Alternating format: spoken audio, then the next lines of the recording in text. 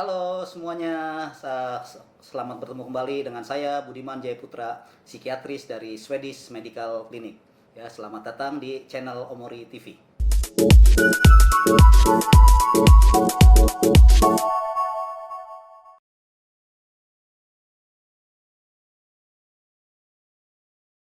Kali ini saya akan membahas mengenai psikosomatik.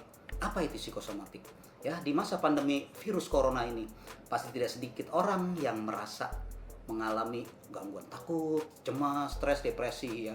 Nah, itu semuanya disebabkan adalah yang kita sebut sebagai penyakit psikosomatik.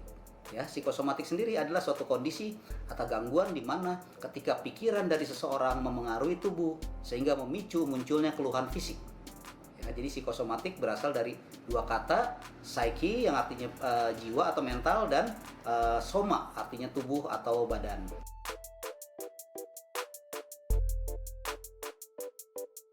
Lalu bagaimana kita cara mengatasi psikosomatik ini? Jadi ada beberapa cara yang bisa kita lakukan, diantaranya pertama adalah farmakoterapi.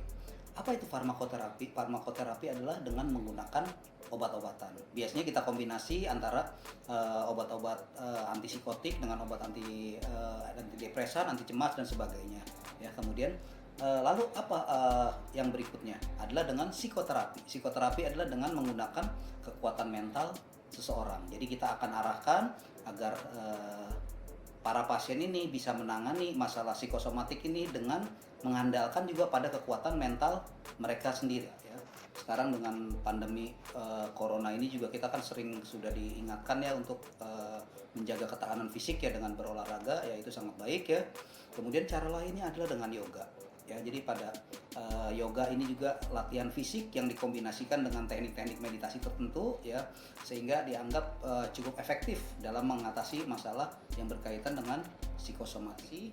Ya, meditasi ini juga salah satu cara ya untuk melepaskan ketegangan dari otak kita ya, karena memang meditasi ini akan melepaskan hormon yang menyebabkan detak jantung, aliran darah, dan tekanan darah yang meningkat. Jadi dengan meditasi ini kita akan dibuat seolah-olah menjadi rileks, dan ini akan sangat bermanfaat dalam mengatasi gejala-gejala psikosomatik yang sedang kita hadapi. Kemudian juga cara lain adalah merubah gaya hidup ya, membatasi asupan-asupan makanan atau minuman yang membuat kita tubuh menjadi tidak seimbang, misalnya kafein berlebihan atau mengkonsumsi alkohol atau rokok yang berlebihan ya.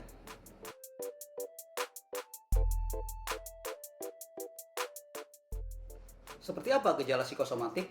Pada umumnya, psikosomatik itu bisa diartikan sebagai penyakit atau keluhan fisik yang disebabkan maupun diperburuk oleh faktor pengaruh dari mental pada seseorang. Psikosomatik biasanya berawal dari masalah psikologis, seperti rasa takut, stres, depresi, ataupun cemas.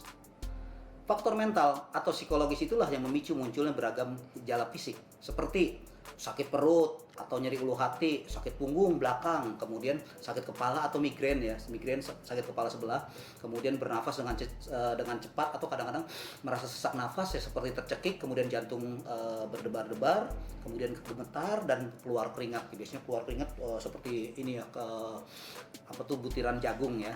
Jadi sebaiknya teman-teman cobalah kita kelola stres diri kita masing-masing, kecemasan dan segala depresi sedini mungkin ya. Jadi jangan sampai masalahnya menjadi berkelanjutan ya, agar tidak mengalami masalah psikosomatik. Jadi ketika kalian mengalami masalah, ada hal yang tidak nyaman, harus segera mencari bantuan seorang psikiatris atau seorang SPKJ untuk mendapatkan pertolongan agar performa kalian tidak menurun, agar kinerja kalian di dalam kehidupan sehari-hari tidak terpengaruh.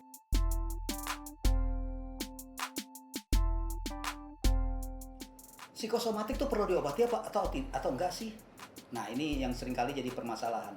Jadi kalau memang kalian merasa sanggup untuk mengatasi masalah ini, saya rasa tanpa pengobatan pun tidak masalah. Namun yang seringkali terjadi adalah bahwa masalah yang berkaitan dengan psikosomatik ini tidak mampu ditangani tanpa pengobatan. Oleh karena itu, dalam kasus gangguan psikosomatik, petugas kesehatan tidak hanya fokus pada gejala fisik akibat psikosomatik, tapi juga akan dilakukan pemberian obat ya untuk menilai faktor mental ya yang dialami penderita. Jadi kemudian apakah harus ke psikiatris untuk masalah psikosomatik? Memang semua dokter termasuk dokter umum juga bisa ya. Namun mereka biasanya tidak secara mendalam. Apalagi ada obat-obat tertentu yang biasanya sudah diberikan tanda bintang, hanya boleh diresepkan oleh psikiatris. Nah, hal-hal seperti ini yang akan menyulitkan bagi dokter non psikiatris untuk bisa melakukan pengobatan psikosomatik secara komprehensif. Psikiatris akan mengobati pasien dengan mendiagnosis dari berbagai macam aspek, termasuk dari berapa lama sudah penyakitnya, kemudian bagaimana tekanan dari lingkungan, bagaimana kepribadian pasien dan lain-lain. Setiap keluhan fisik yang diderita dan ditangani sesuai dengan penyebabnya. Dan dalam pengobatan juga kita bukan hanya dalam hal farmakoterapi atau memberikan obat, tapi juga didukung oleh psikoterapi. Karena dari berbagai penelitian telah membuktikan bahwa pengobatan dengan farmakoterapi atau obat dan psikoterapi menghasilkan hasil yang jauh lebih baik daripada hanya dengan obat saja atau hanya dengan psikoterapi saja. Nah, itu dia penjelasan mengenai psikosomatik, gejala psikosomatik dan cara pengobatannya, serta cara mengurangi terjadinya penyakit psikosomatik ini. Jika ada yang ingin berkonsultasi secara gratis, bisa langsung hubungi nomor di deskripsi ini. Ya, sekian untuk hari ini. Jangan lupa like, share, and subscribe channel Omori TV. Dan nantikan info-info menarik seputar psikiatris. Terima kasih dan tetap waras di rumah.